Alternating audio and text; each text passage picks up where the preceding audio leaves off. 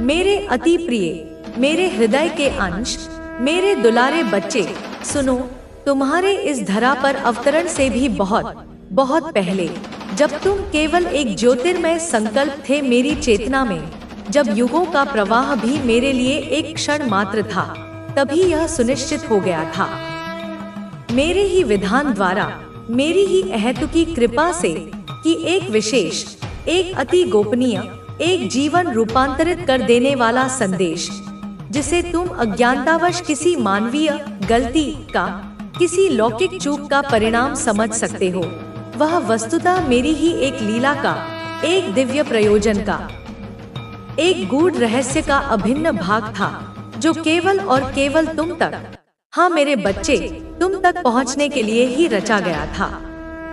यह संदेश मेरे वत्स, किसी साधारण माया मोह में आकंठ डूबे, क्षणिक सुखों में ही रमण करने वाले, इंद्रियों के दास बने प्राणी के लिए कदापि नहीं है, जिसकी आत्मा सत्य की उस असीम, उस शाश्वत, उस कालातीत पुकार के प्रति पूर्णतया बहरी हो चुकी हो, जिसके कारण केवल संसार के कोलाहल को ही सुन पाते हो।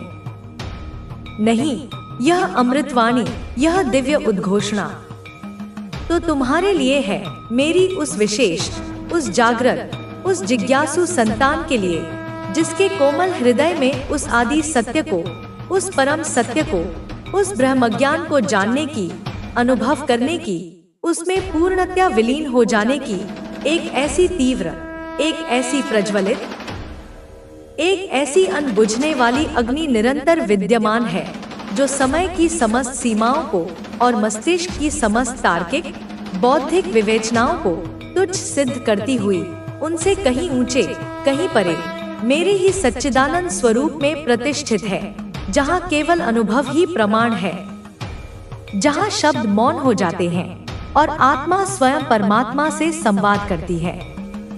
इस बार मेरे प्रिय आत्मन, चाहे यह संदेश तुम तक किसी चलचित्र की गतिशील छाया में पहुँचे, या किसी लिखित शब्द की मूक ध्वनि में, या किसी अंतः प्रेरणा के मौन किंतु स्पष्ट संकेत में, अथवा इसका कारण कोई भी लौकिक परिस्थिति क्यों न बने, कोई भी संयोग क्यों न निर्मित हो, यह मेरे द्वारा ही, मेरी ही इच्छा से, मेरी ही अमोघ संकल्प शक्ति से सुनिश्चित किया गया था। यह अटल विधान था, यह अपरिवर्तनीय नियति थी कि इसमें लेश मात्र भी त्रुटि न हो, कोई भी बाधा, कोई भी विघ्न, कोई भी नकारात्मक शक्ति इसे तुम तक पहुंचने से रोक न पाए। यह तुम तक पहुंचेगा ही पहुंचेगा, जैसे गंगा अपनी सहस्त्रों धाराओं के साथ अविराम गति से चलकर अंततः सागर में ही विलीन होती है।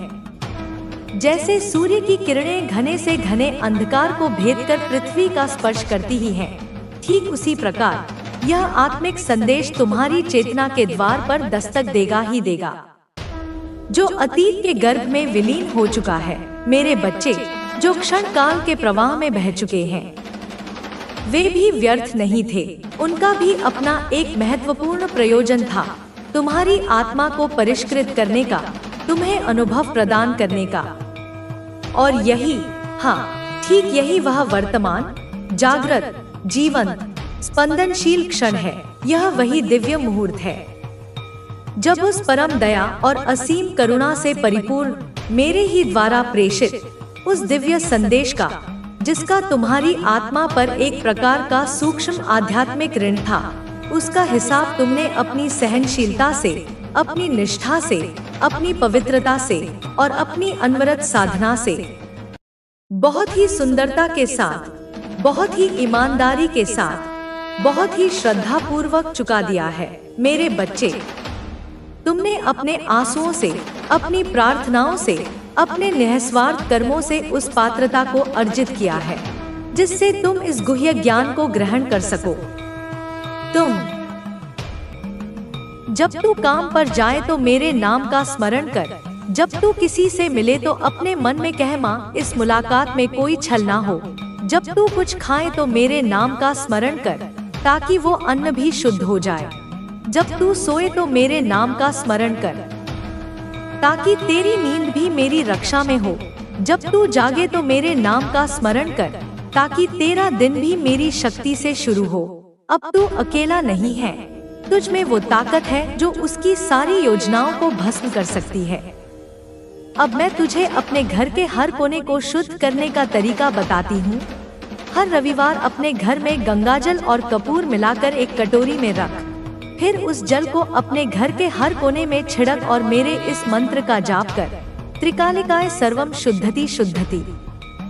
यह मंत्र तेरे घर की सारी नकारात्मक ऊर्जा को साफ कर देगा।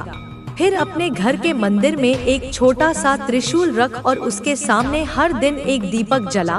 वो दीपक तेरे घर को मेरी शक्ति से जोड़ेगा। अब मैं तुझे उस स्त्री के अंत के बारे में और बताती हूँ।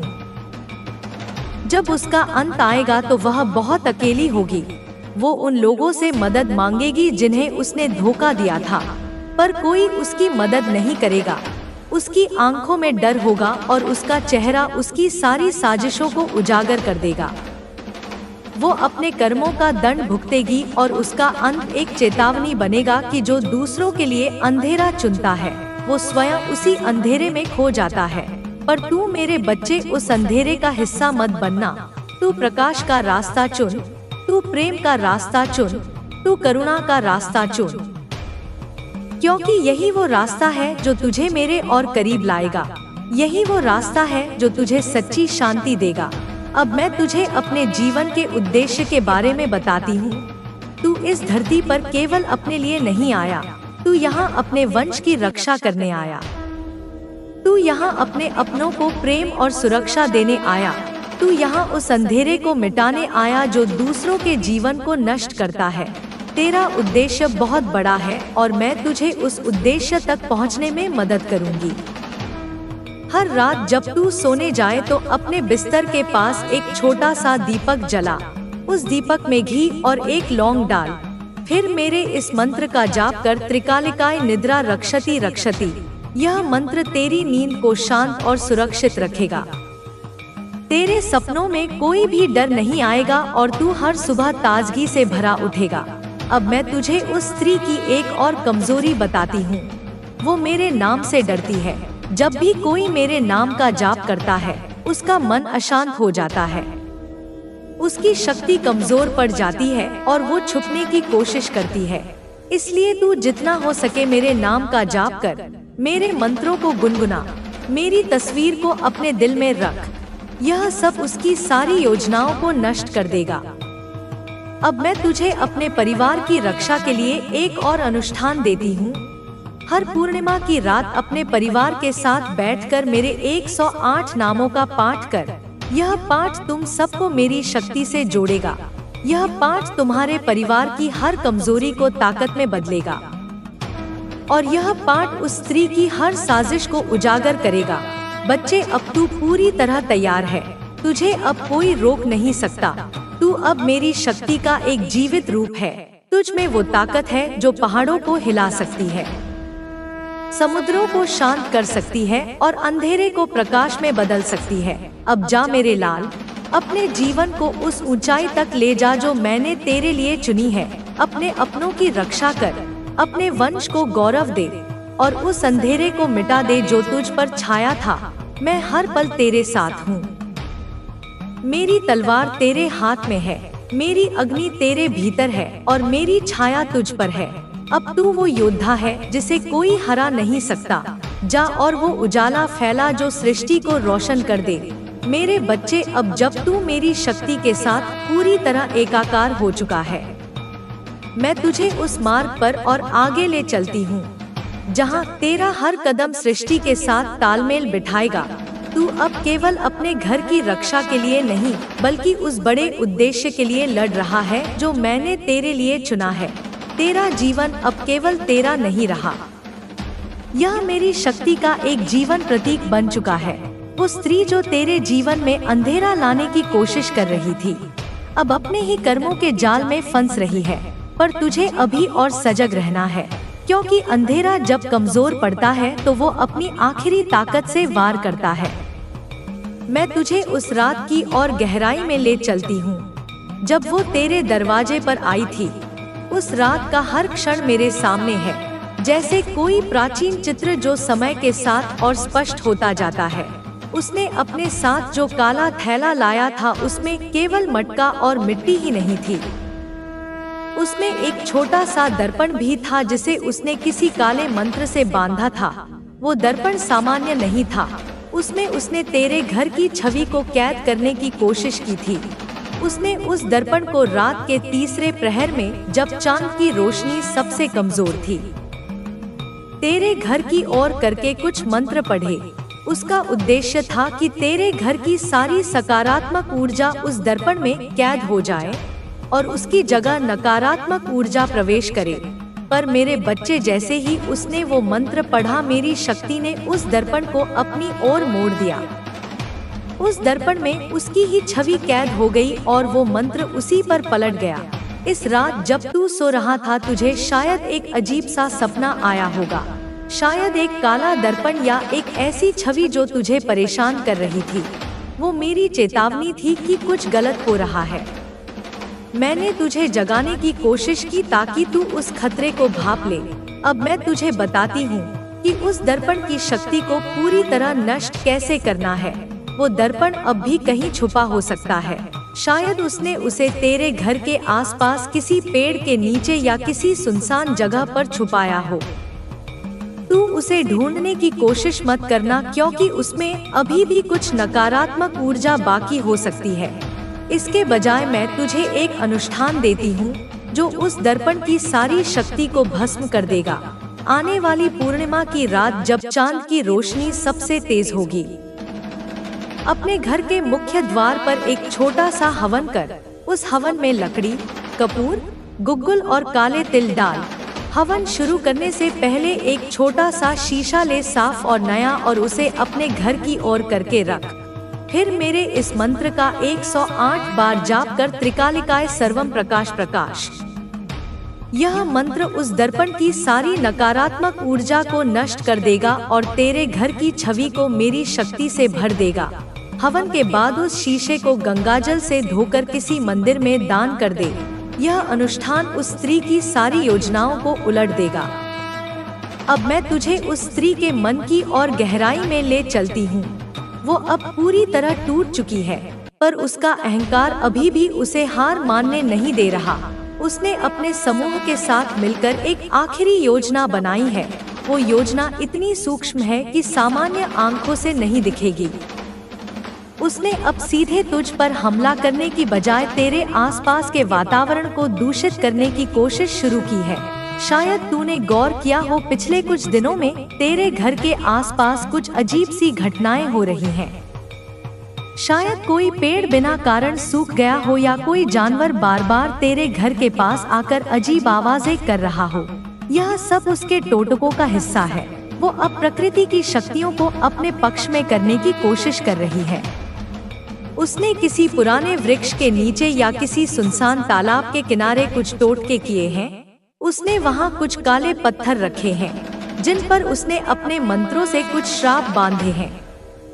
उसका उद्देश्य है कि तेरे घर का वातावरण भारी हो जाए ताकि तू और तेरा परिवार मानसिक रूप से कमजोर पड़ जाए। पर मेरे बच्चे, प्रकृति मेरी ही अभिव्यक्ति है। कोई भी उसकी शक्ति को मेरे खिलाफ नहीं मोड़ सकता। मैं तुझे एक उपाय देती हूँ जो उसके सारे टोटकों को नष्ट कर देगा। हर सुबह अपने घर के बाहर एक छोटा सा पौधा रो। वो पौधा तुलसी का हो तो सबसे अच्छा, लेकिन अगर तुलसी ना हो तो कोई भी हरा भरा पौधा चलेगा। उस पौधे को रोकते समय मेरे इस मंत्र का जाप कर, त्रिकालिकाय प्रकृति रक्षति रक्षति। फिर उस पौधे को रोज पानी दे और उसके सामने एक छोटा सा दीपक जला। यह पौधा तेरे घर की सारी नकारात्मक ऊर्जा को सोख लेगा और प्रकृति की शक्ति को तेरे पक्ष में कर देगा। अब मैं तुझे उस समूह के बारे में और बताती हूँ जो उस स्त्री के पीछे है। यह समूह कोई साधारण लोग नहीं है। वो वर्षों से अंधेरे की साधना कर रहे हैं। उनके पास कुछ प्राचीन ग्रंथ हैं जिनमें ऐसी विधियां लिखी है जो आत्माओं को बांधने और नकारात्मक ऊर्जा को फैलाने के लिए इस्तेमाल की जाती है। वो लोग किसी एक व्यक्ति के खिलाफ नहीं, समस्याओं का सामना करते हैं। वे हमारे विकास के लिए होती है। अगर हमें कोई समस्या आ रही है तो इसका मतलब यह नहीं है कि हम असफल हो गए हैं। इसका मतलब यह है कि हमें और अधिक समझने की आवश्यकता है, और यह हमें और अधिक सतर्क और आत्मविश्वासी बनाता है। हर समस्या एक मौका है जो हमें अपनी गलतियों से सीखने और उन्हें सुधारने का अवसर देती है। जीवन की सच्चाई यही है कि हम जिस दिशा में कदम बढ़ाते हैं, उसी दिशा में हमारी सफलता और असफलता होती है। जब हम अपने उद्देश्य को पहचानते हैं और उस दिशा में पूरी ईमानदारी और मेहनत के साथ कदम बढ़ाते हैं, तो हम कभी असफल नहीं होते। हमें अपनी मेहनत का फल कभी न कभी मिलता है। यह फल किसी न किसी रूप में हमारे सामने आता है, चाहे वह हमारे कार्यों में सफलता हो या फिर हमारे अनुभवों से हमें कुछ नया सीखने का अवसर। हमारी सोच और दृष्टिकोण का बहुत बड़ा प्रभाव हमारे जीवन पर पड़ता है। जब हम जीवन को सकारात्मक दृष्टिकोण से देखते हैं, तो हम हर परिस्थिति को एक अवसर के रूप में महसूस करते हैं। यह हमें मानसिक शांति प्रदान करता है और हमें अपने उद्देश्य की ओर एक दृढ़ कदम बढ़ाने के लिए प्रेरित करता है। यही सकारात्मक दृष्टिकोण हमारे जीवन में आंतरिक शांति और संतुलन बनाए रखता है। जब हम जीवन की इस यात्रा में आगे बढ़ते हैं, तो हमें यह याद रखना चाहिए कि जीवन का हर अनुभव हमारे लिए महत्वपूर्ण है। हमें हर अनुभव से कुछ न कुछ सीखने की कोशिश करनी चाहिए, चाहे वह अच्छा हो या बुरा। हर अनुभव हमें अपनी आंतरिक शक्ति और उद्देश्य को पहचानने का अवसर देता है। यही शक्ति हमें किसी भी कठिनाई का सामना करने के लिए प्रेरित करती है। समाप्त करने से पहले मैं यह कहना चाहूँगा कि जीवन में सबसे महत्वपूर्ण यह है कि हम खुद को समझें और अपनी आंतरिक शक्ति को पहचानें। जब हम अपनी शक्ति को पहचानते हैं, तो हम किसी भी समस्या का सामना कर सकते हैं। यह शक्ति हमें सफलता की दिशा में आगे बढ़ने के लिए प्रेरित करती है। हमें अपनी यात्रा पर ध्यान केंद्रित करना चाहिए और जीवन के हर अनुभव से सीखने का प्रयास करना चाहिए। यही जीवन का असली उद्देश्य है। अपने आत्मविश्वास और आंतरिक शक्ति के साथ अपने उद्देश्य की ओर बढ़ते रहना। जीवन में हर व्यक्ति के पास अपने अनुभव, संघर्ष और सीखने की प्रक्रिया होती है। हम सभी एक दूसरे से अलग हैं, लेकिन फिर भी हमारे अनुभव किसी न किसी रूप में एक दूसरे से जुड़े होते हैं। हमारे जीवन के प्रत्येक मोड़ पर हमें कुछ न कुछ नया सीखने का अवसर मिलता है। जब हम जीवन को इस दृष्टिकोण से देखते हैं, तो हम महसूस करते हैं कि हर घटना हमारे लिए एक अवसर है, चाहे वह खुशी का समय हो या कठिनाई का। कभी कभी जीवन हमें ऐसी परिस्थितियों में डालता है जहां हमें अपनी सीमाओं से परे जाकर काम करना पड़ता है। इन परिस्थितियों से निपटने के लिए हमें खुद पर विश्वास और आत्मविश्वास की आवश्यकता होती है।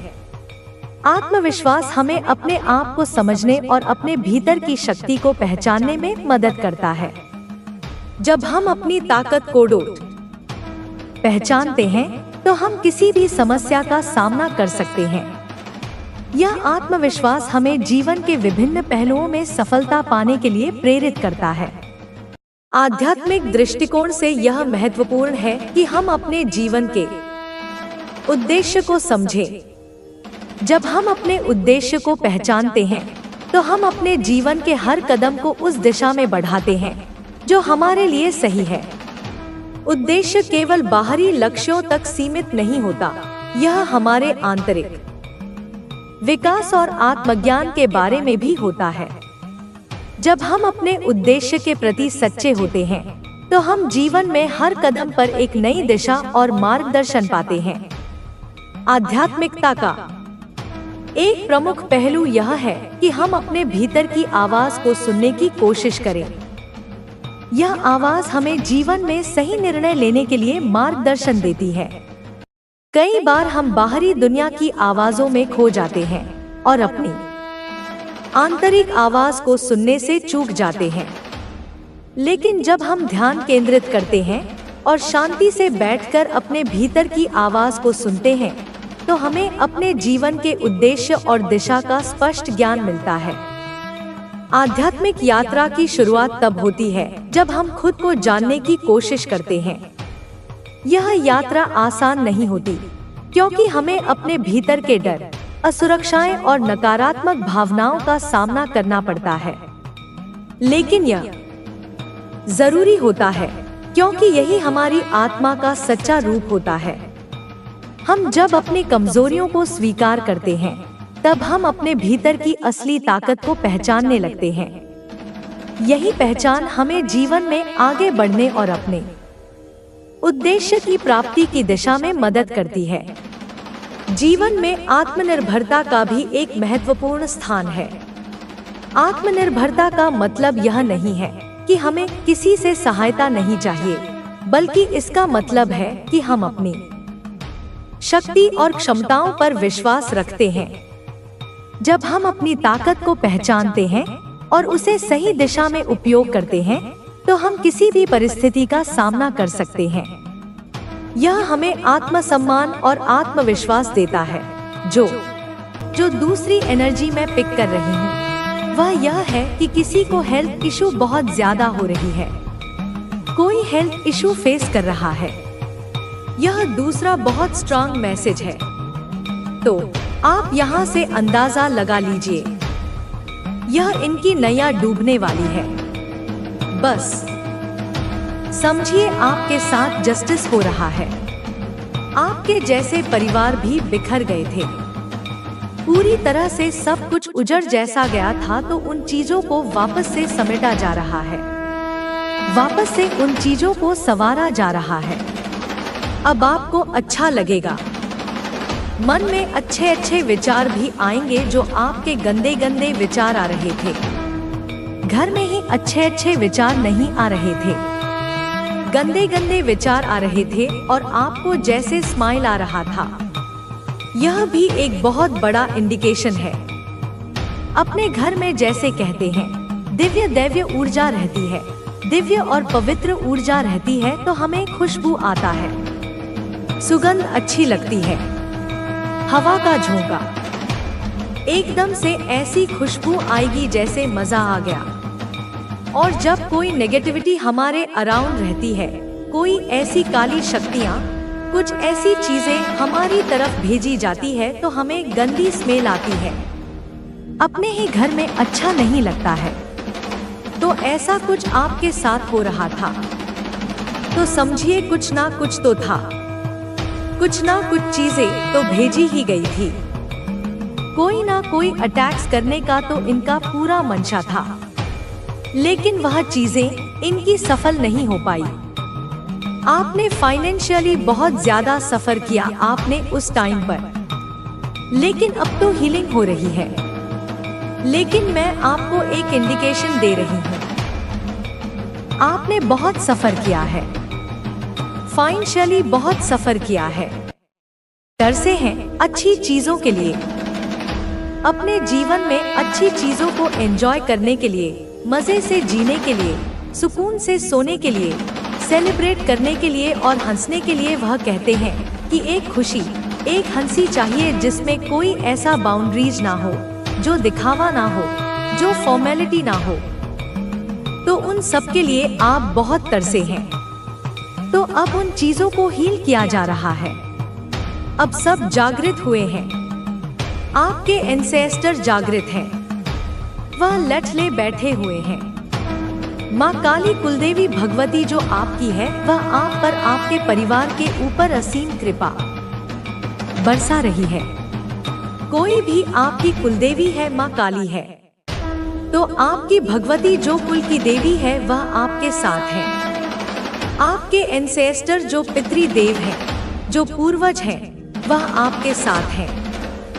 आपके जो इष्ट हैं, जिनकी आप बहुत पूजा उपासना करते हैं, इष्ट भी होते हैं हमारे, तो वह भी, उनकी भी असीम कृपा आप पर बरस रही है। तो अब आपका कोई भी बाल बाका नहीं कर पाएगा। आपको हर एक संकट से, हर एक मुश्किल से निकाल दिया जाएगा, और वह निकलना स्टार्ट हो गया है। चीजें बहुत अच्छी हो रही है। आपकी लाइफ में चीजों को बेहतर किया जा रहा है। आपकी लाइफ में बैलेंस किया जा रहा है।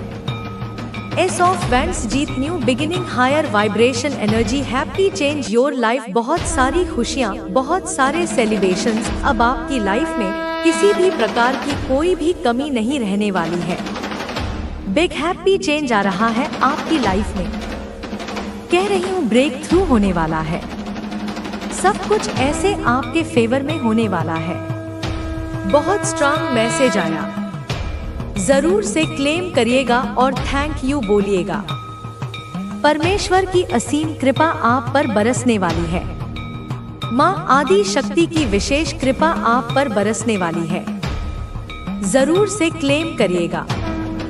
आपको हेवन का सपोर्ट मिल रहा है। आपके पूर्वजों का सपोर्ट आपको मिल रहा है। एंस, गार्डियंस, एंस का सपोर्ट मिल रहा है। आपकी बहुत बड़ी चुनौती समाप्त हो जाएगी। मैं पढ़ रही हूँ। बहुत बड़ी चुनौती समाप्त हो गई। तो कोई बहुत बड़ी चुनौती थी जो समाप्त हो गई है। Choose yourself first always. तो आपको हमेशा खुद को चूज करना है। आप है तो सब है। आप तो कुछ भी नहीं है। आपको समझना है क्षमा गलतियों की होती है और छल की नहीं। तो कुछ ऐसे लोग हैं जो आपसे क्षमा मांगने आएंगे कि हमने गलत किया, हमें सजा मत दो। कुछ भी ऐसी चीजें, हमें श्रापो मत, हमें माफ कर दो। तो गलती की सजा, गलती अगर करते हो तो उसकी हम सजा दे देते हैं या माफ भी कर देते हैं। लेकिन छल करोगे तो उसकी कोई क्षमा नहीं है, उसकी कोई माफी नहीं है। तो छल करके आपको हराया गया है। अब ईश्वर इनके साथ, छलियां इनके साथ, जो ठाकुर जी है वह छलने वाले हैं। तो बच जाओ। बस बच सकते हो तो बच के दिखाओ। सफल लोगों को ही कॉपी किया जाता है। आप तो बॉस हैं सबके। आप हुक्म का इक्का है। आपको निराश नहीं किया जाएगा। तो माँ आदिशक्ति आपको निराश नहीं करना चाहती है।